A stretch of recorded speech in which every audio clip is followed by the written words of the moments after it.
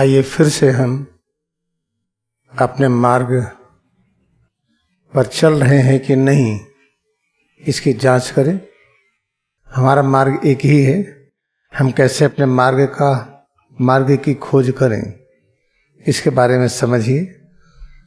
जो एक कल्पना शक्ति और ऑब्जर्वेशन, भिन्न भिन्न प्रयोग के माध्यम से जो खोज की गई है, ये खोज अधूरी है, there is no doubt.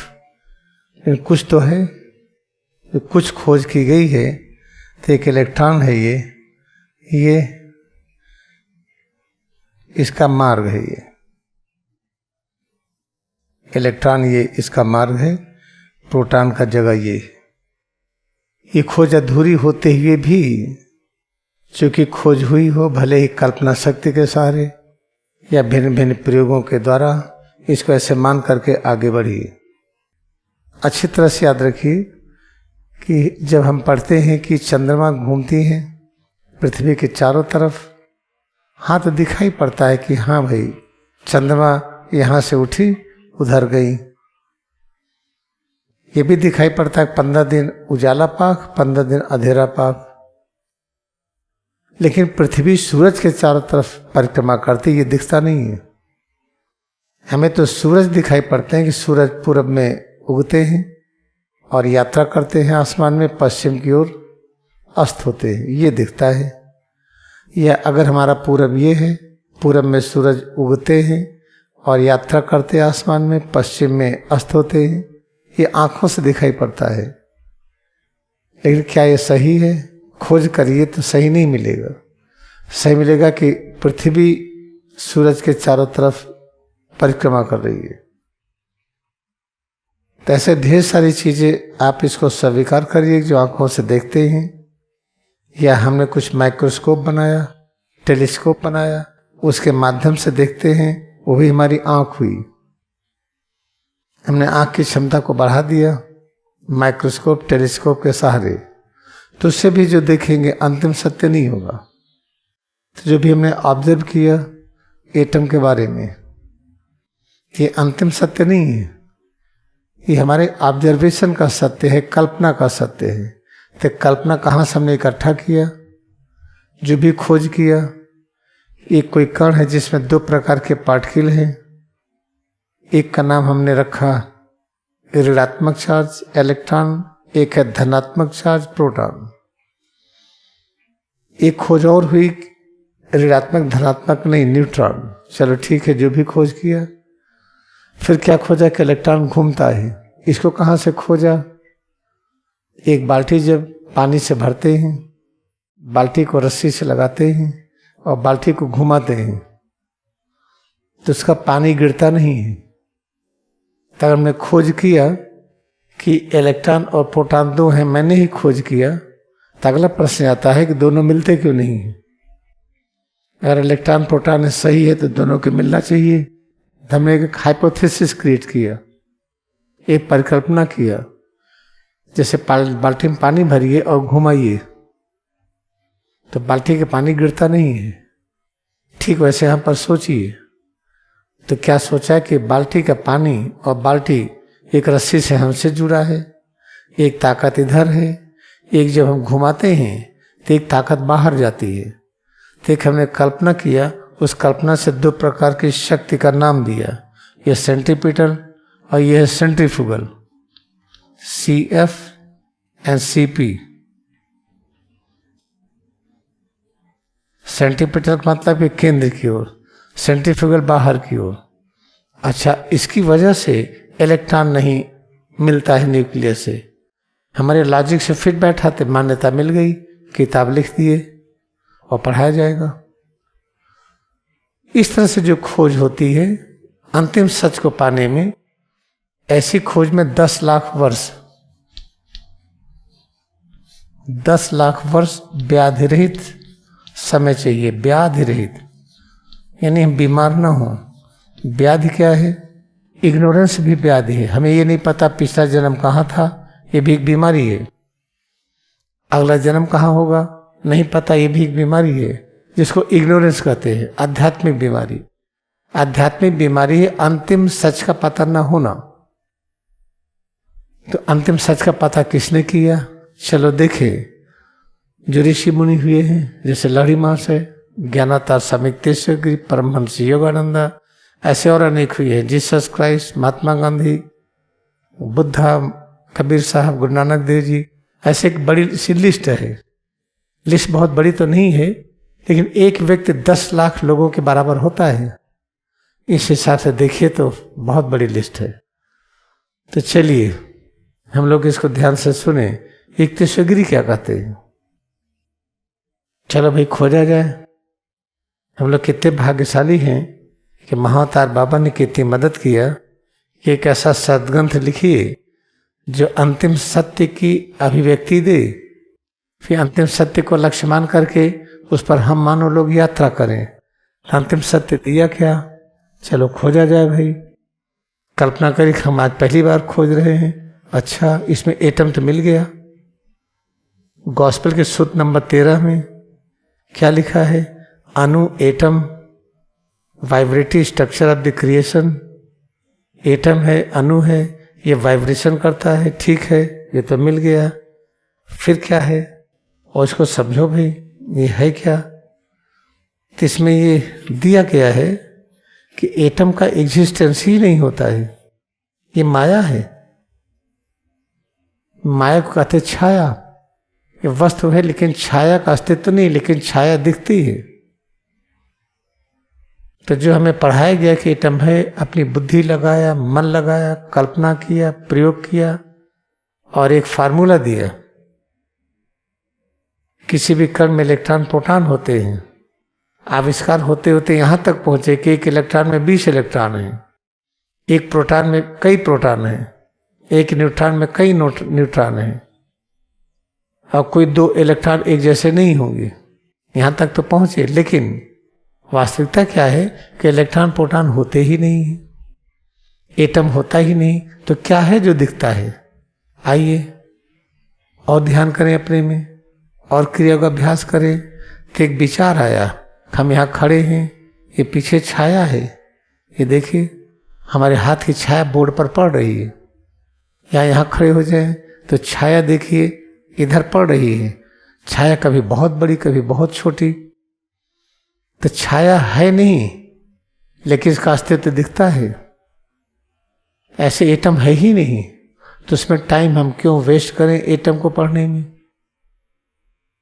Physics, chemistry पूरा एटॉमिक साइंस है, पूरा एटम पढ़ते जाओ। पीरियाडिक टेबल बना। जब एटम है ही नहीं तो पीरियाडिक टेबल किसने बनाया? जो बनाए मेंडलीफ, फिर नील्स बोर है, ये सब बनाए, ठीक है। तो क्या अंतिम सत्य जानते थे? नहीं। तो इसलिए हम लोग बहुत भाग्यशाली है कि हम होली साइंस हमारे पास है, जो कहते हैं कि एटम है ही नहीं। इसी को मान लो। एटम नहीं है तो सिर से पैर की उंगली तक जो अनुभव करते हैं, ये कड़ापन, ढीलापन, ये भी नहीं है। अरे पेट में गैस बन रही, ये भी नहीं है। सिर में दर्द है, ये भी नहीं है। भारीपन, ये भी नहीं है। हल्कापन, आज बड़ी तकलीफ है, ये भी नहीं है। तो तकलीफ है ही नहीं, बीमारी है ही नहीं, तो इसको मान बैठे हैं, इसीलिए परेशानी है। तो क्रिया का अभ्यास में क्या करते हैं? सिर से पैर की उंगली तक जो अनुभव करते हैं, ये कड़ापन, ढीलापन, हमने दाहिने हाथ को कड़ा किया, बाएं हाथ ढीला किया, बाएं को कड़ा किया, दाहिना ढीला किया। जो कड़ा और ढीला ये अनुभव करते हैं, इसको मान के चलिए है ही नहीं, तब भी अनुभव हो रहा है। और अनुभव करिए, और अनुभव करिए, करते करते एक समय आएगा, अरे ये न कड़ापन है न ढीलापन, न कहाँ गया, न जाने कहाँ गया। क्या ऐसा किसी और ने अनुभव किया? चलो खोजते हैं। कहाँ खोजे? योगी कथा में इसमें खोजते भी, खोजते खोजते पूरा पढ़ डाले, कहीं मिला तो नहीं। हाँ, एक जगह मिला। कहाँ मिला? जो परमहंस योगानंद अपने जो ब्रदर इन लॉ हैं, जो जीजा हैं, उनके दिमाग को बदलने के लिए कि सही मार्ग पर आ जाएं, दक्षिणेश्वर की यात्रा किए। ठीक है, वहां गए तो क्या हुआ? वहां पर परमहंस योगानंद को विश्वास था कि हमारी दीदी अगर परेशान है, दीदी को परेशान करते हैं, क्योंकि साधु संतों की आलोचना करते हैं, हमेशा पीछे पड़े रहते हैं, तुम क्या पूजा करती हो, क्या ध्यान करती हो, ये साधु संतों के पीछे क्यों लगी रहती हो। तो परमहंस योगानंद डिसाइड किया कि चलो प्रयास करते हैं कि इनका मन बदले। तो पहुंच गए दक्षिणेश्वर मंदिर, जहां रामकृष्ण परमहंस ध्यान करके उस सच की अनुभूति किए थे कि एटम नहीं है, एटम नहीं, भारीपन नहीं है। कैसे अनुभव किए थे? जब वो ध्यान में थे, पता चला मां का दर्शन नहीं हो रहा था, जिस तरह से चाहते थे वैसा नहीं हो रहा था। सोचे हम सुसाइड कर लेते हैं। आज जाते हैं, उनके बगल में गंगा नदी थी, बहुत बड़ी, लंबी चौड़ी गहरी, किनारे में जाके सुसाइड कर लेता हूं। जब गए गंगा नदी पर चलने लगे, सोचे कब तो डूब के मर जाएंगे, तो डूबे ही नहीं, इस पार से उस पार चले गए। अरे फिर लौट करके आए। इसका मतलब क्या हुआ? उनको भारीपन की अनुभूति गायब हो गई, यानी माया से मुक्त हो गए। एटम है, अनुभव हो गया कि एटम है ही नहीं। चलो उसी दक्षिणेश्वर मंदिर में परमहंस योगानंद को विश्वास था कि जो परब्रह्म सर्वव्यापी हैं, वो क्रिया योग ध्यान के प्रभाव से हमारे जीजा के दिमाग को बदल देंगे। तो लगातार ध्यान में बैठ गए। वो ध्यान में बैठे रहे, बैठे रहे, बैठे रहे। जब दोपहर पार करने लगा, मंदिर के बंद होने का समय आ गया। मंदिर के पुजारी आए, दरवाजा बंद किए, सब बंद करके फिर परमहंस योगानंद वहां से उठ आए। बाहर टहल रहे थे, पत्थर एकदम जल रहा था, लेकिन वो पत्थर गर्म नहीं लग रहा था। हाथ पैर हिलाते थे, हल्कापन भारीपन नहीं लगता था। इसका अर्थ है कि परमहंस योगानंद को सत्य की अनुभूति हो गई कि एटम है ही नहीं। उसी समय देखते हैं मंदिर का दरवाजा असीमता तक फैल गया। अंदर जो पत्थर की मूर्ति थी वो बात करने लगी। उसने कहा कि आपकी इच्छा पूरी होगी। इतने में उनके जीजा आ रहे थे, मुक्का दिखाते हुए। जब देखो पालथी लगाए, आंख ऊपर चढ़ाए, ध्यान पर ध्यान बैठे हैं। मैंने कहा था आते ही मंदिर के जो कर्मचारी हैं उनको बता दो कि हम लोग खाना चाहिए। बिना पहले से बताए तो खाना मिलेगा नहीं, और तुमने बताया नहीं। कहते चिंता न करिए, माँ इंतजाम करेगी। माँ का मतलब सर्वव्यापी मदर, वो सत्य। कहते मैं देखता हूँ कैसे करेगी। इतने में एक पुजारी आते हैं, कहते बेटा तुम ध्यान में बैठे थे, पूरा आध्यात्मिक शक्ति से दमक रहा था चारों तरफ। मैं बहुत प्रभावित हुआ। जब सुबह तुम घोड़ा गाड़ी से आए थे, तभी मैं दिमाग में आ गया था कि हम लोग आपके लिए खाना बनाएंगे। जो आपके साथ टोली आई है, आपने कहा नहीं, तब भी नियम के विरुद्ध हमने आकर के खाना आप लोगों के लिए बनाया है, रखा हुआ, चल के खा लीजिए।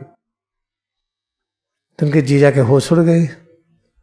याद रखिए, जब ये अनुभव हो जाता है कि ये कड़ापन ढीलापन है ही नहीं, ये दर्द आराम होता ही नहीं है, गर्मी सर्दी होती ही नहीं है, तो जो इच्छा करिए वो पूरा हो जाता है। इच्छा करिए वो पूरा हो जाता है। तो और क्या क्या होता है, और देखिए और क्या क्या होता है। इसका रिवोल्यूशन में आइए, चौथे चैप्टर में।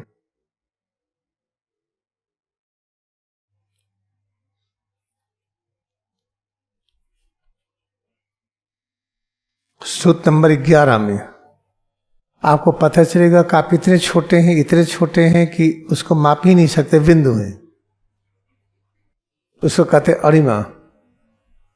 फिर पता चलेगा कि आप इतने बड़े हैं, इतने बड़े हैं, इतने बड़े कि उसको माप नहीं सकते।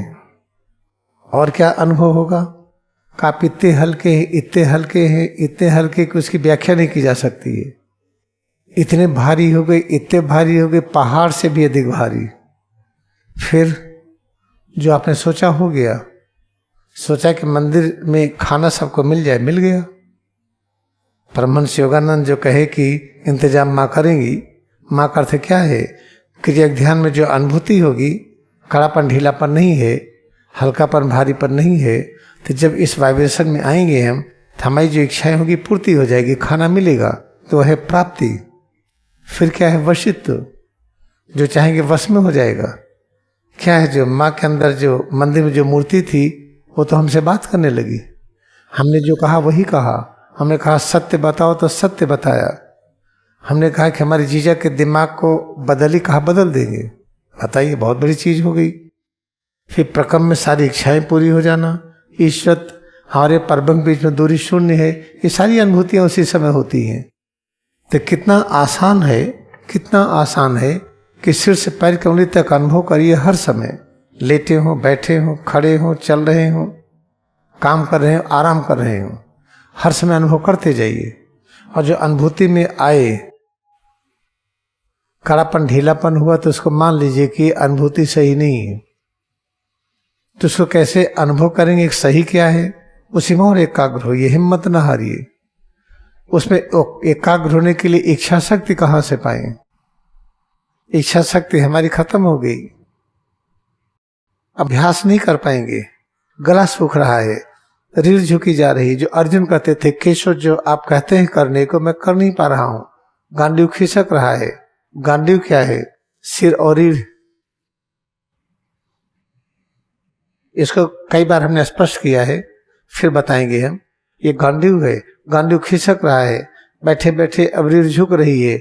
और क्या हो रहा है? गला सूख रहा है, कुछ यहां हो रहा है, श्वास नहीं ले पा रहे हैं। केशव लगता है कि यह बहुत ही अनर्थ हो जाएगा, हम तो युद्ध नहीं करेंगे, यानी क्रिया का अभ्यास नहीं करेंगे।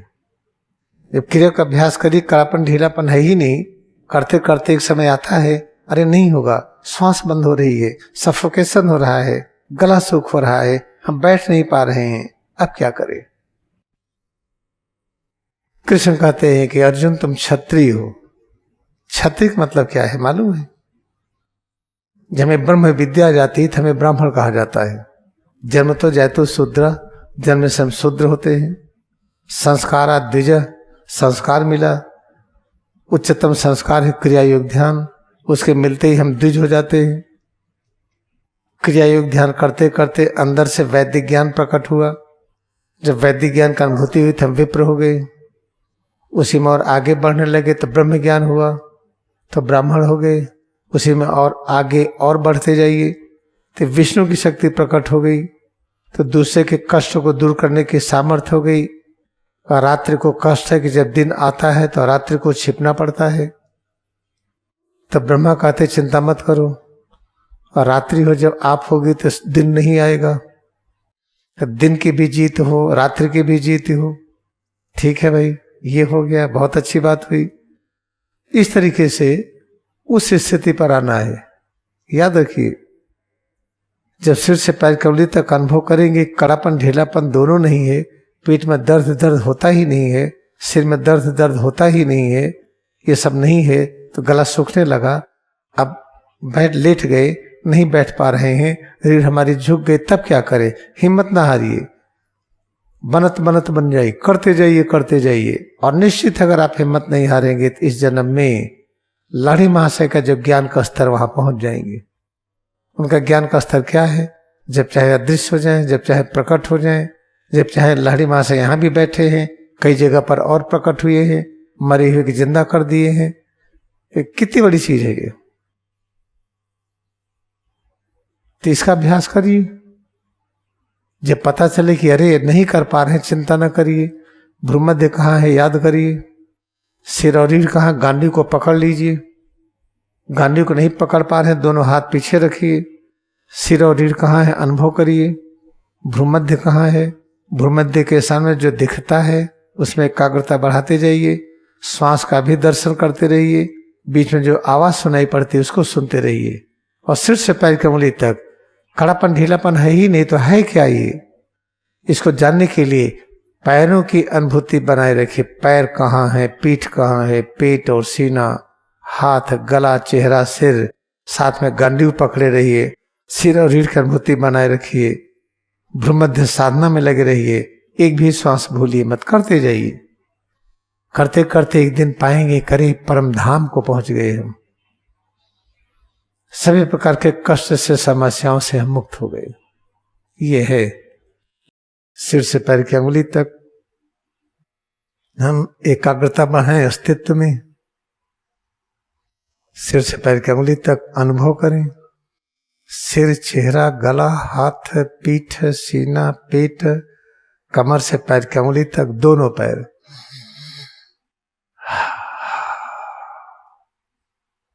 क्रिया योग ध्यान में अपनी भक्ति को नमन करें, जो पूर्ण मार्ग है, सच्चा मार्ग है।